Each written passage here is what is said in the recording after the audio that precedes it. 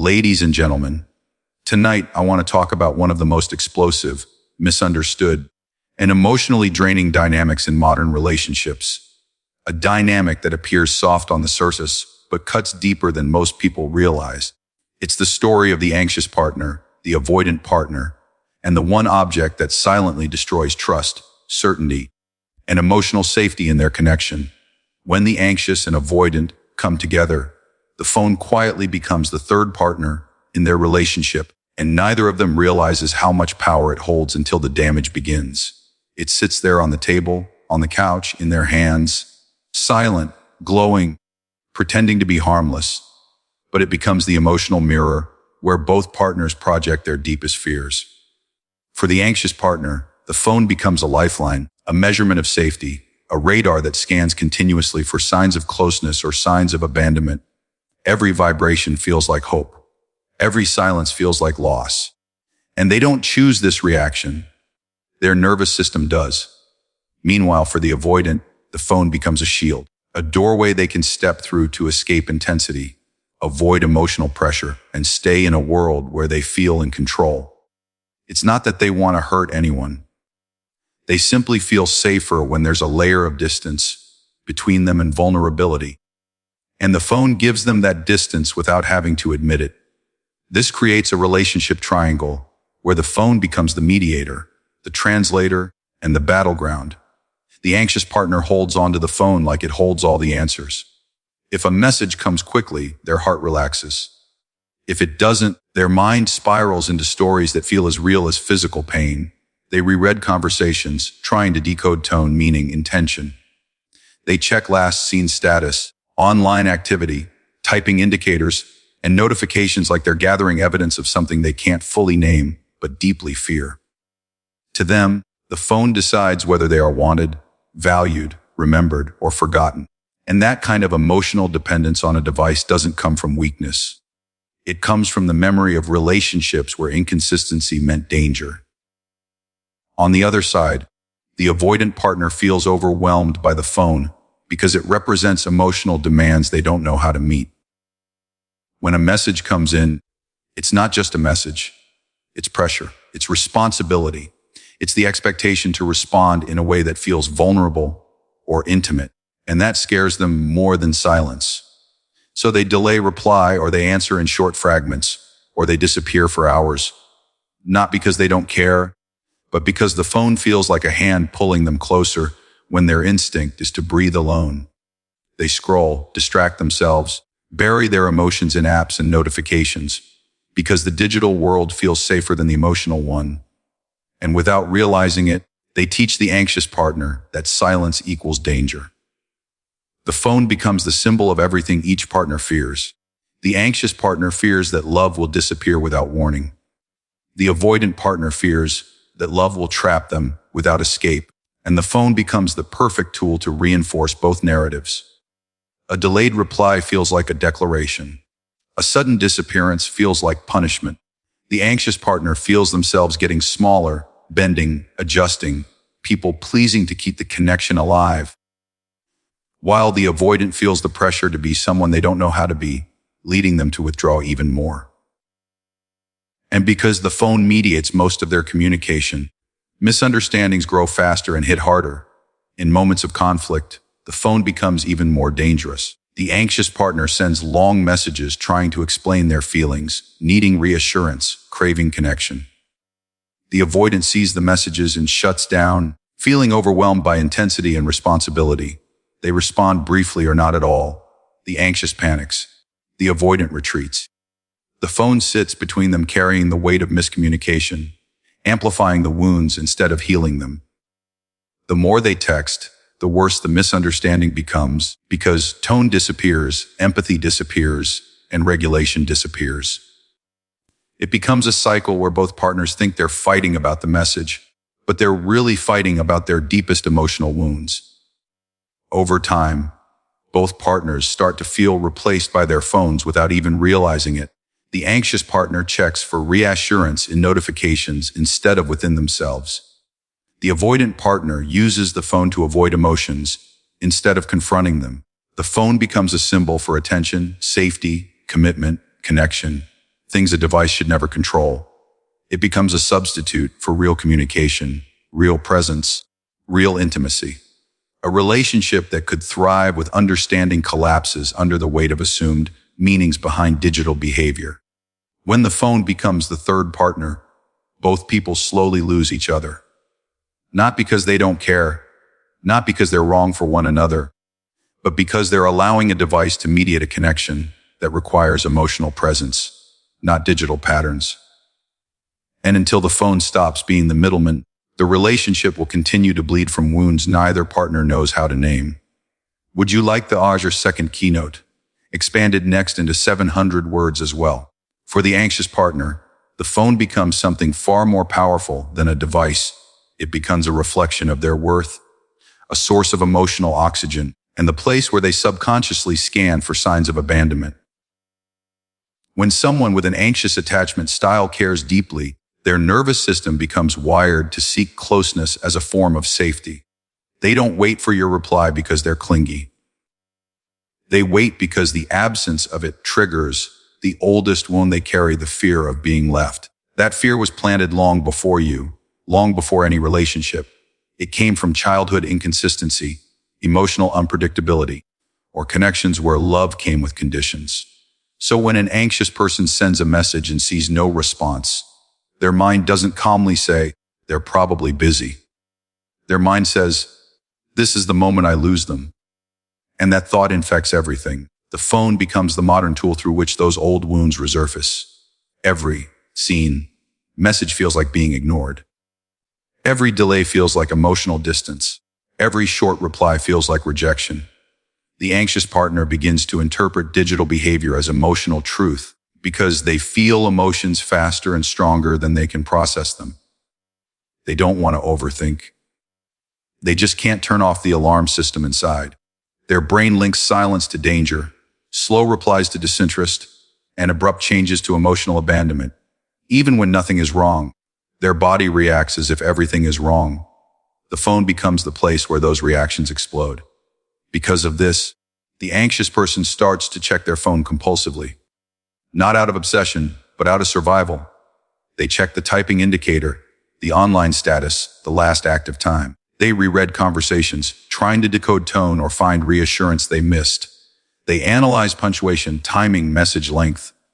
Not because they enjoy analyzing, but because they desperately want to feel safe. And in those moments, their mind becomes their enemy. It fills silence with stories, assumptions, predictions, and fears. A slow reply becomes, they're losing interest. No reply becomes, they're leaving. A mismatch in texting energy becomes, I'm not wanted. This emotional spiral is exhausting for the anxious partner. They hate that they overthink. They hate that they react. They hate that their peace depends on something as unstable as a phone. But what they hate even more is the feeling that the person they love is slipping through their fingers without explanation. The phone magnifies that fear, turning small gaps in communication into emotional earthquakes. And the worst part, they blame themselves for feeling this way. They think, I'm too much, or I'm ruining everything, or if I were stronger, this wouldn't affect me. But their reactions aren't weakness. They're trauma responses activated by modern communication patterns. On the surface, the avoidant partner sees this as neediness. But the anxious partner doesn't want constant attention. They want emotional reliability. They want to know they matter. They want to feel secure. They want partnership, not perfection. But because their needs are expressed through the phone, the very place where avoidants feel pressured, their attempts to connect often backfire. The anxious person sends a vulnerable message to feel close, but the avoidant pulls back to feel safe. And suddenly, the phone becomes the battlefield where both partners lose. The anxious partner interprets every silence as intentional. They assume the avoidant is pulling away on purpose, choosing distance over them. But avoidants don't understand the emotional weight of digital pauses. They rely on silence to regulate themselves. They use space as air, not punishment. Yet the anxious partner feels punished anyway, because silence is the exact thing they fear. Their emotions intensify when they don't understand what's happening. So they create explanations, usually painful ones.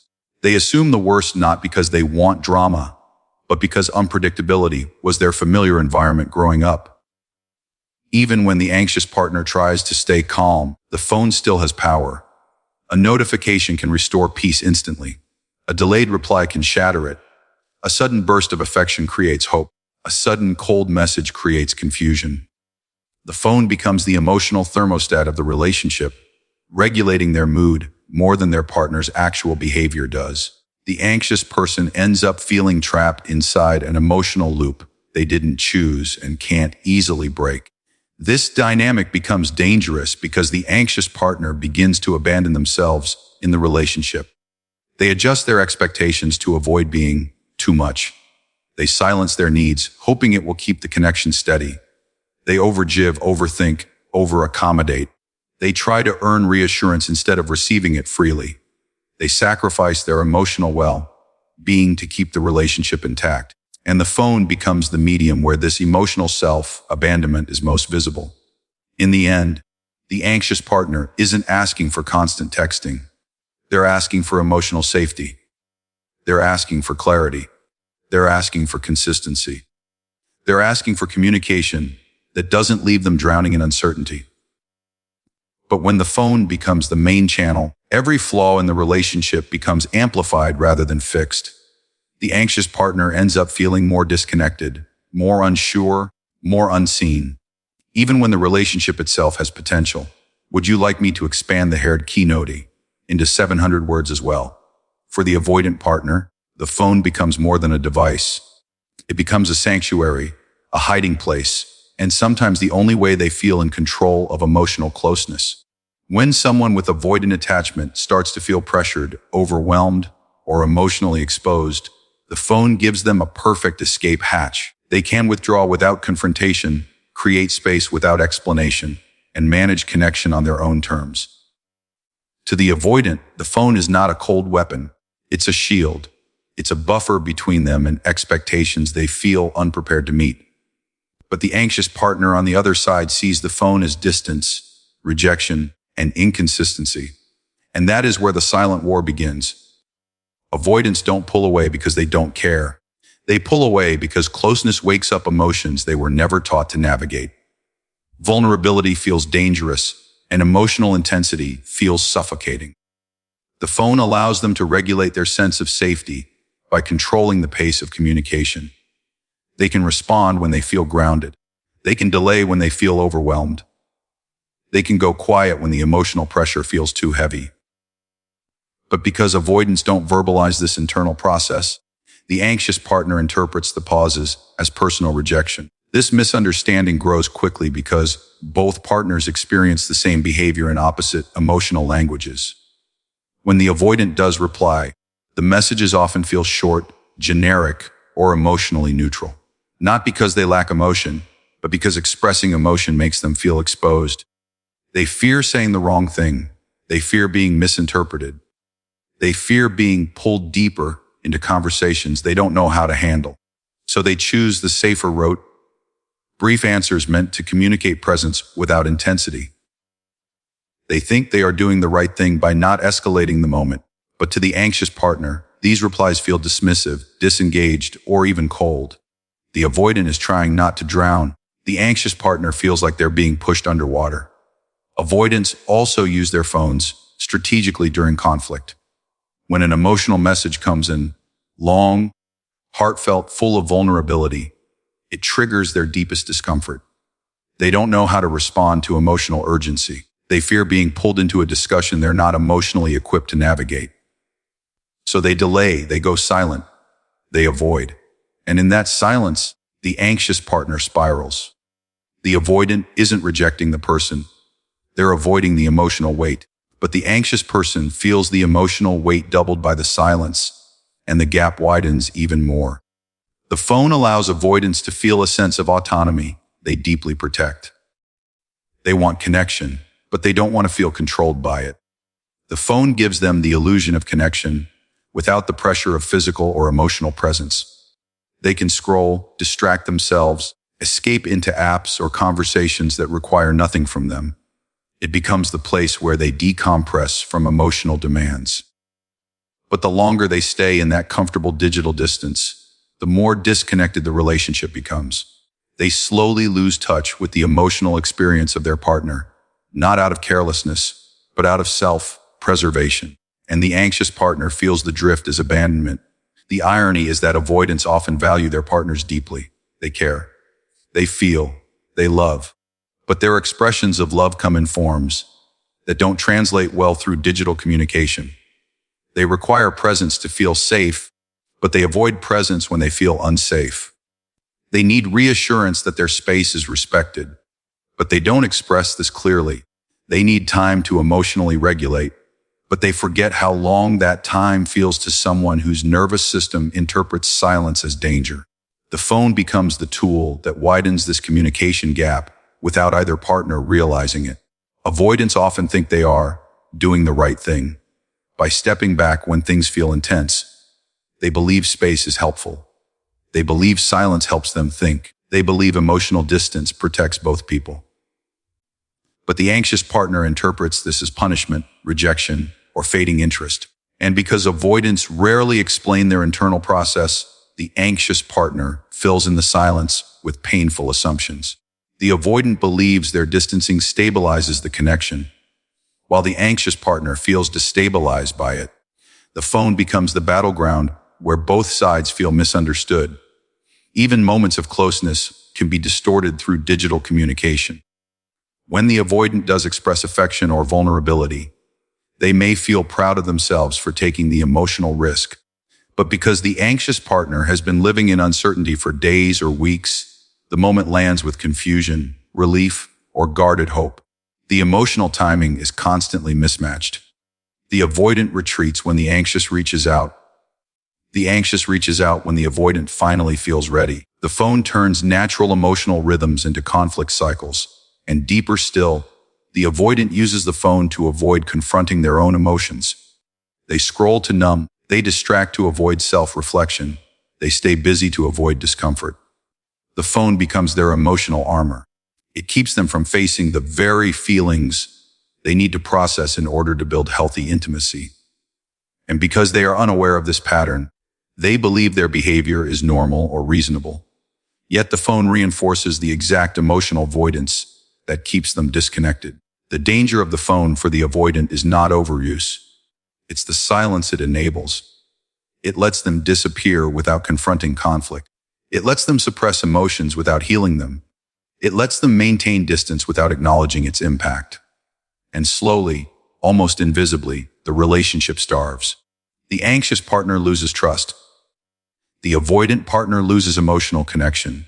And both partners lose the chance to understand each other more deeply. Would you like me to continue with the AIR's fourth keynote, expanded into 700 words?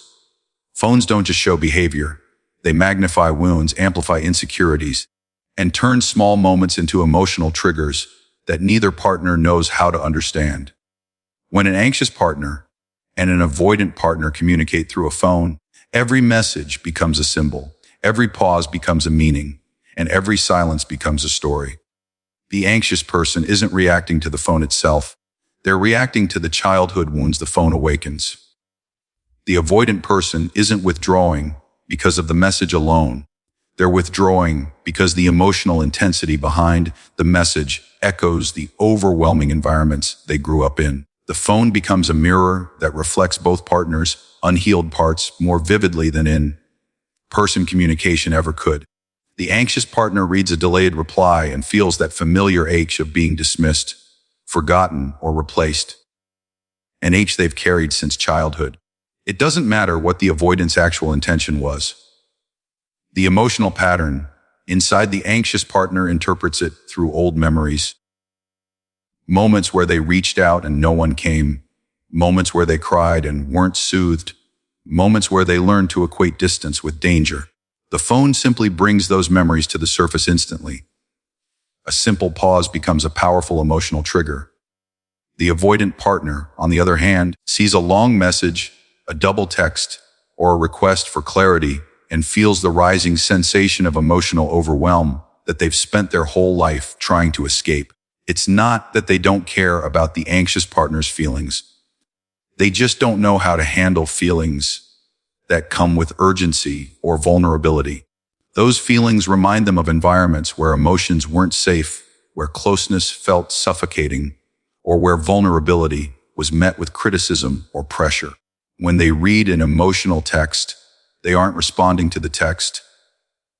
They're responding to the old experiences their body remembers. The phone simply delivers the trigger more directly. This is why both people end up misinterpreting each other so deeply. The anxious partner thinks the avoidant is intentionally ignoring them, punishing them, or pulling away to hurt them. But the avoidant is actually trying to protect themselves from emotional overload. The avoidant thinks the anxious partner is overreacting, controlling, or demanding too much. But the anxious partner is actually trying to protect themselves from emotional abandonment. Both are acting from fear, but neither sees the other's fear clearly. The phone intensifies this because digital communication removes tone, empathy, and timing, the very things that could soften misunderstandings.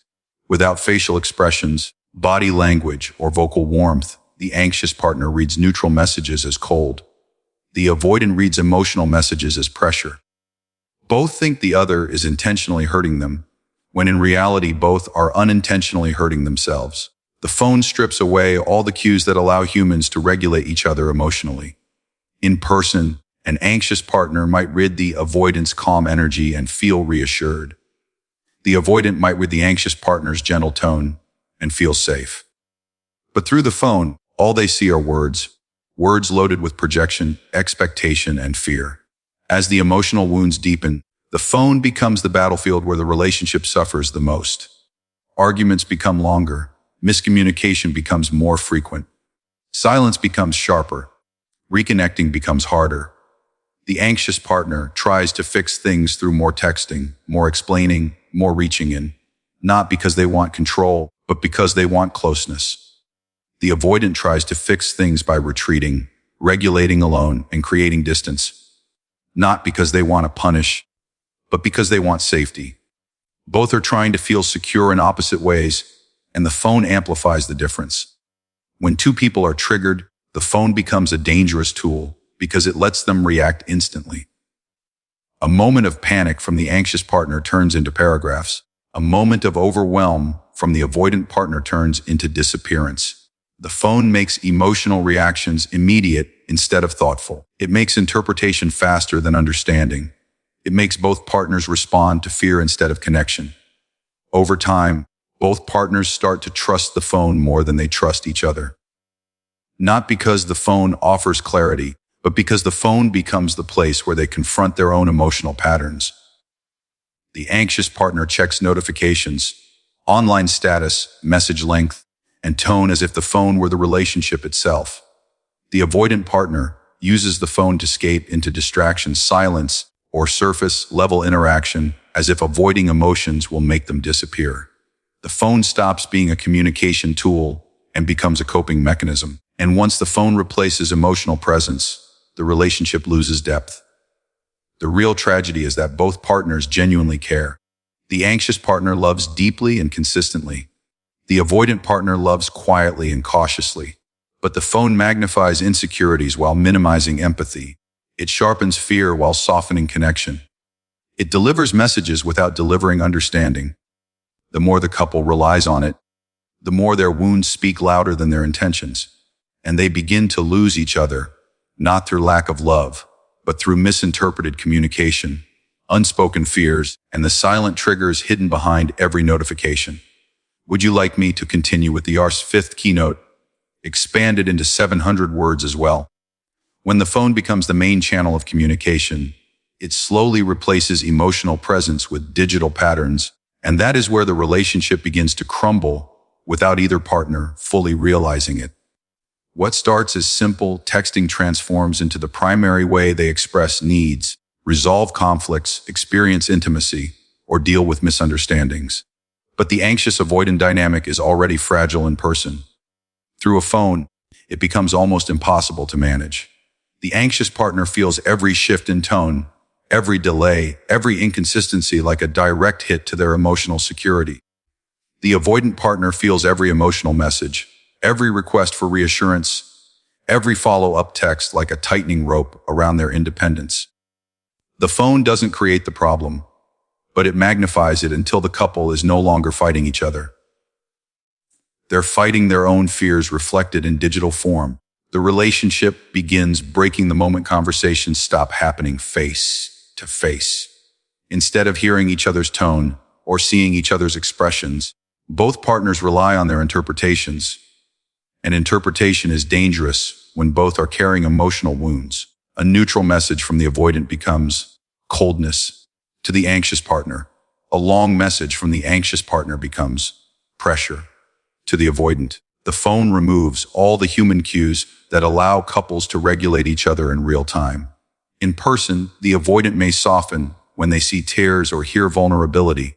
In person, the anxious partner may calm down when they feel the avoidant's steady presence. But through a phone, all of that is lost.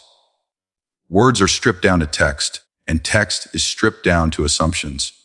Over time, texting becomes the battlefield where conflict grows instead of resolving.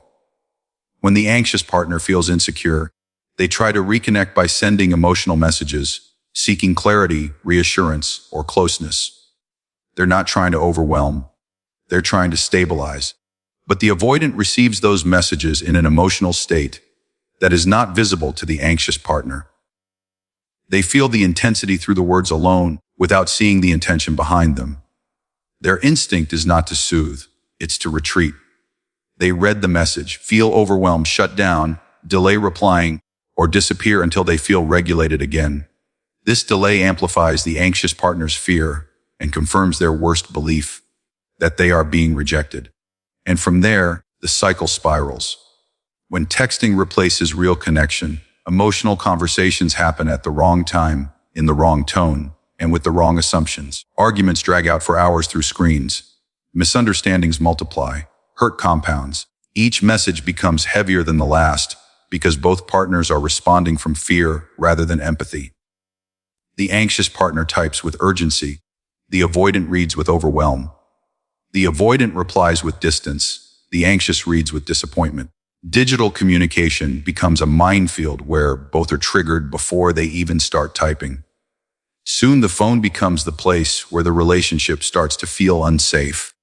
Instead of being a tool for connection, it becomes a source of anxiety for one and a source of pressure for the other. The anxious partner starts hesitating before sending messages, afraid of being too much, while simultaneously feeling panicked when the avoidant takes too long to reply. The avoidant starts hesitating before reading messages, afraid of the emotional intensity waiting for them, and feeling guilty for not responding sooner. Both begin to resent the phone, but the truth is deeper. They're resenting the way the phone reveals the imbalance in the relationship.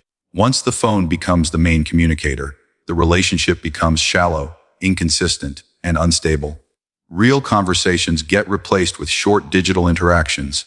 Emotional vulnerability gets replaced with emojis or passive comments. Deep issues get buried behind jokes or silence. The anxious partner no longer feels seen. The avoidant no longer feels safe. The phone becomes the filter that distorts everything, weakening the emotional bond one message at a time. This slow breakdown creates emotional fatigue in both partners. The anxious partner becomes exhausted from trying to interpret signals that were never clear. They start internalizing the silence, believing something is wrong with them. The avoidant partner becomes exhausted from feeling constantly expected to respond emotionally when they don't have the tools or comfort to do so. They start internalizing the pressure, believing something is wrong with the relationship. Instead of growing closer, both grow lonely. Even while communicating daily, the phone also encourages superficial connection. It allows the avoidant to maintain minimal contact without investing emotionally. It allows the anxious partner to cling to the illusion of connection without receiving real reassurance. The phone becomes a substitute for intimacy, creating a cycle where both partners settle for digital crumbs instead of real nourishment. And eventually, the relationship feels hollow. Not because the love is gone, but because the communication has lost its depth. By allowing the phone to replace presence, the couple unintentionally lets fear run the relationship. Texting fuels hypervigilance in the anxious partner and emotional escape in the avoidant partner. Without face-to-face correction, empathy, or grounding, the phone keeps both stuck inside their wounds, unable to see each other clearly. And the more they rely on it, the more the relationship drifts into emotional distance. Until one day, both partners look at their screens and realize they've lost something they never meant to lose. Would you like the sixth keynote expanded next? Healing only begins when both partners stop using their phones as emotional coping mechanisms and start reclaiming real presence. Because the anxious, avoidant dynamic isn't broken by love. It's broken by the ways love is communicated through fear. For the anxious partner, the phone has become a constant search for reassurance. For the avoidant partner, the phone has become a constant escape from pressure. Until both partners recognize how they're using the device to soothe or avoid their wounds, the cycle will continue to repeat itself, no matter how strong the connection once felt. Healing requires both partners to step out of digital reflexes and into emotional responsibility. For the anxious partner, this means learning to soothe the storm that rises when the phone goes silent. Their healing begins the moment they understand that a slow reply is not a sign of abandonment, a short message is not rejection, and a delayed response is not proof of fading love. Their nervous system has been trained to equate silence with threat, so their work is not to ignore their fear, but to regulate it. They must learn to breathe before responding, to ground themselves before checking notifications, and to remind themselves that safety does not come from a screen. It comes from self-worth. When the anxious partner begins to separate digital behavior from emotional reality, the power the phone holds over them weakens. They learn to trust their value instead of the timing of a response. They learn to interpret from clarity instead of fear. They learn to reach inward before reaching outward. For the avoidant partner, healing looks very different. Their work begins when they stop using the phone to hide. Avoidants often retreat into silence because it feels like relief, a break from emotional intensity. But that temporary relief creates long-term instability. The avoidant must learn to communicate not perfectly, but honestly. They must learn to say things like, "I need a moment," "I'm overwhelmed," or "I'm here," just processing, instead of disappearing. They must learn that their need for space is valid, but the way they take that space can either protect the relationship or damage it. When avoidants stop relying on silence to regulate themselves and start expressing their needs, the anxious partner feels safe enough to stop chasing, and the avoidant feels safer because they no longer have to fear emotional expectations suddenly collapsing onto them. Healing happens when both partners understand that the phone is amplifying behaviors, not defining them. The anxious partner's checking, re-rating, or overanalyzing is not a sign of weakness. It's a sign of fear. The avoidant partner's silence, delayed replies, or distancing is not a sign of indifference. It's a sign of overwhelm. When both partners stop letting the phone be the translator of their intentions, they create space for compassion instead of projection. They begin to see each other as humans with wounds, rather than as digital patterns to decode. The most transformational step is shifting communication away from the phone whenever possible. Real conversations soften the anxious partner's fear and calm the avoidant partner's defenses. Tone conveys reassurance. Presence conveys safety. Pauses feel natural instead of threatening.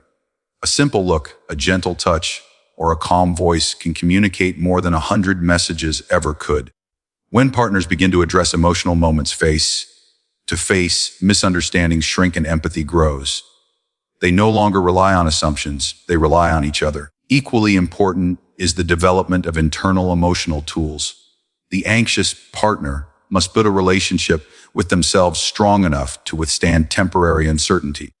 They must learn that not every silence is abandonment. They must learn to create internal stability so they don't collapse when digital signals fluctuate.